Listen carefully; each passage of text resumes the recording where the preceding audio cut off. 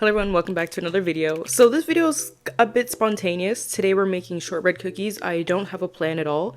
I don't have a design, but I do have all the equipment. And when I say equipment, I mean the ingredients, a huge variety of food coloring, and a cookie tray. Personally, I feel like that's just enough to do the idea. So let's get into it.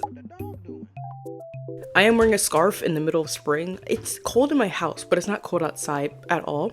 So for this, I'm thinking that we can make really cool custom cookies.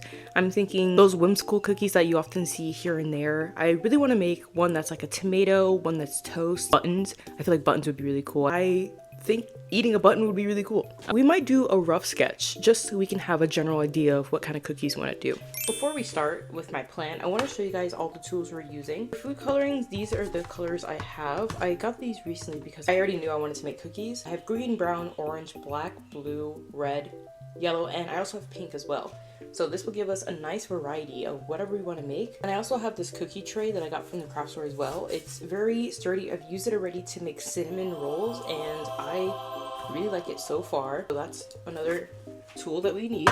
And for the ingredients, we only realistically need 4. And the first one would be softened butter. I've had this sitting out for about 2 hours.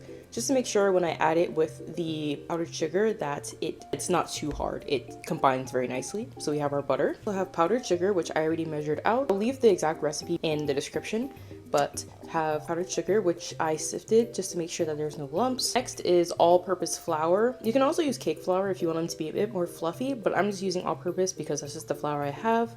And this is also sifted just to make sure everything is soft and fluffy as well. And then lastly, you just need a whipped egg, which I also added a little bit of vanilla extract to this just to give the cookies a little bit of a sweeter and more vanilla flavor. So have a pre-whipped egg right here as well. Okay, so I took a little minute, but this is what I came up with of what I want to create.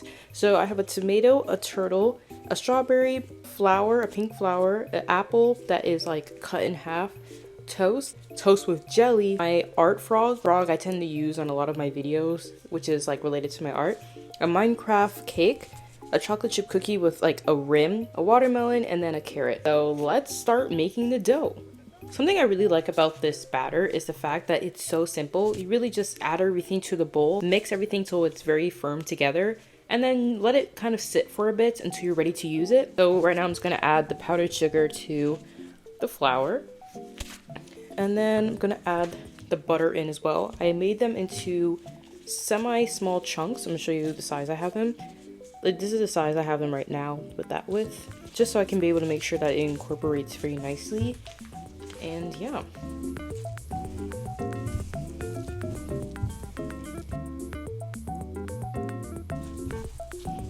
Our dough is nice and incorporated. Now we're going to add in the food coloring and then chill. I don't want to chill and then add the food coloring because that'll just kind of be like counterintuitive. So I'm going to do that. And as you can see, it's incorporated enough, but it's not too incorporated because I still have to mix in the food coloring, so I don't want to overmix it. So I wrote down a list of the colors I need. So I need red, light green, dark green, the original tan, orange, light brown, dark brown, black, and pink. So let's make all those colors. Put a little bit of saran wrap on the counter just to make sure that we do this well. I should probably flour the surface as well, but I didn't think of that. How many colors exactly do you need? I need 9 colors, but technically with the black, I only need about like this much, maybe even less than that to be honest. I know for red, I'm gonna need a lot, so I'm gonna cut a pretty good chunk. I think this should be enough for red. I think this should be enough for dark green. And then for actual green, this should be enough. We need an original tan as well for the toast. Yes, that should be fine. Okay. I think this should be good. Okay, red, black, both greens, both browns, tan over here, and then pink over here. I totally forgot I had the orange color to do as well. I just remembered as I was watching a YouTube video and I saw them cutting up carrots. So right now we're adding in the black. I like how it's not rubbing off onto my gloves. This is the black. This worked very nice. This is very black. I don't know why I doubted it actually. I doubted it a bit and it told me not to, but okay, we have our black.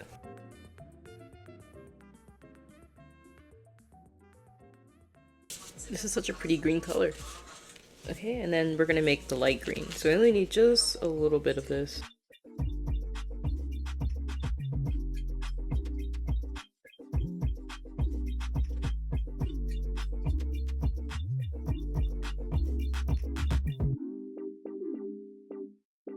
So this is going to be for the toast, like the side of the toast, and these are going to be the chocolate chips for the cookie.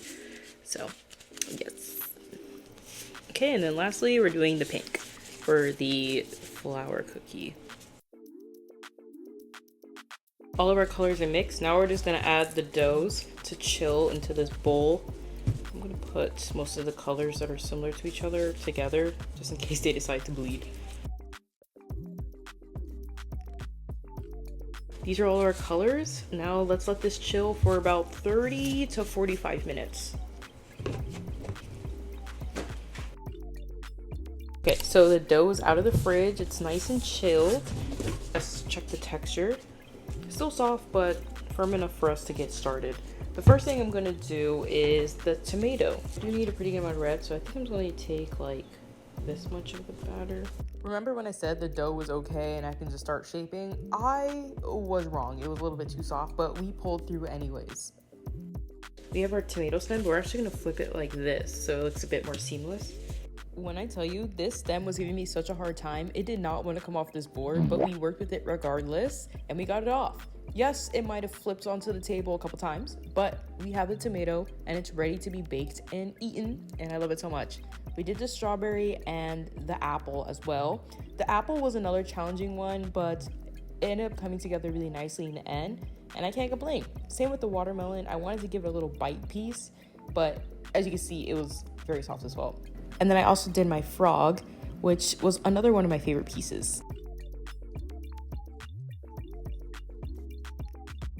For the carrot, I saw this really cool hack on Instagram to do any sort of indentation with plastic wrap on top, so then you can have a smooth finish rather than those kind of like rough edges.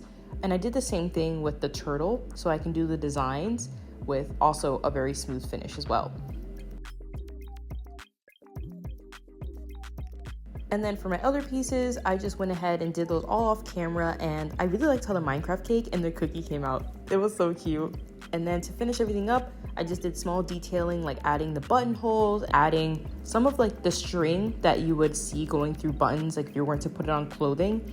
I thought that would be really cute, so I added that to a couple of the items like the turtle and some of the buttons and the carrot. The frog and the apple was slightly off because I decided to put holes in it, and then I was like, absolutely not, and definitely took that back. Okay, so I finished designing the cookies.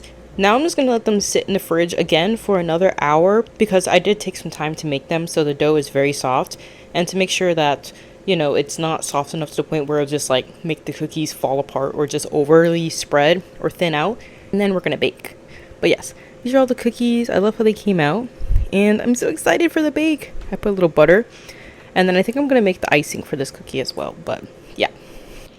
For the extra dough that I have, I'm just going to put it in this container. It's a pretty small container, and then have it in the freezer, so whenever I want cookies again, specifically, you know, designed cookies, then I can take it out of the freezer, just make a batch.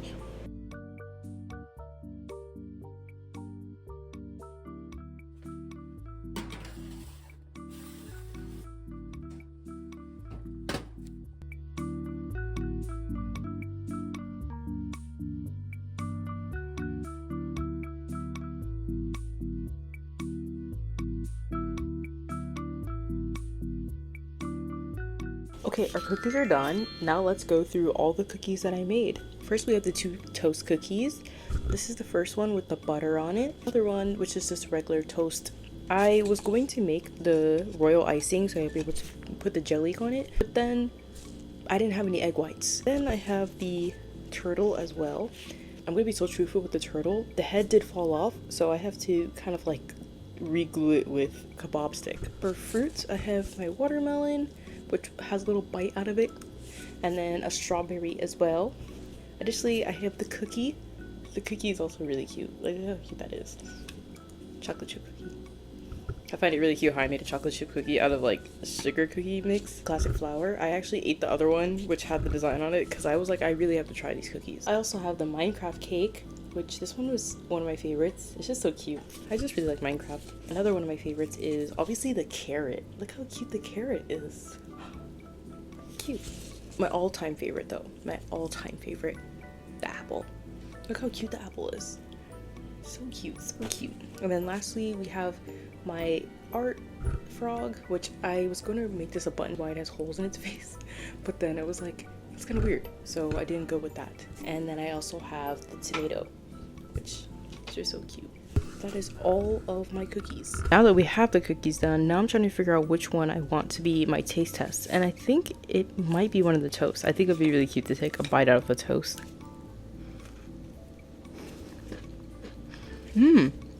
These would be really good with coffee, hot chocolate, any sort of warm drink. It's definitely something that's very suitable for dunking in. You know, it's a very simple cookie. Like, it's definitely just cookie, which is what most shortbread cookies are kind of paired with. Unless you're kind of like me and you don't like super sweet foods, then as is perfect. But if you want a little bit more sweetness, I would definitely add like a nice warm sweet drink on the side just to give the cookie a little extra oomph. But I really like the mildness of this cookie. I really like the texture of it as well. It's a bit crumbly, but in a nice, pleasant way. It's quite nostalgic as well to the cookies that you find in those tins. I like that a lot. But that was all for this video. If you guys liked, please let me know in the comments. And if you try making these cookies yourself, send me a picture on Instagram. Yeah, I'll put my Instagram down below as well. And I'll see you guys in my next one.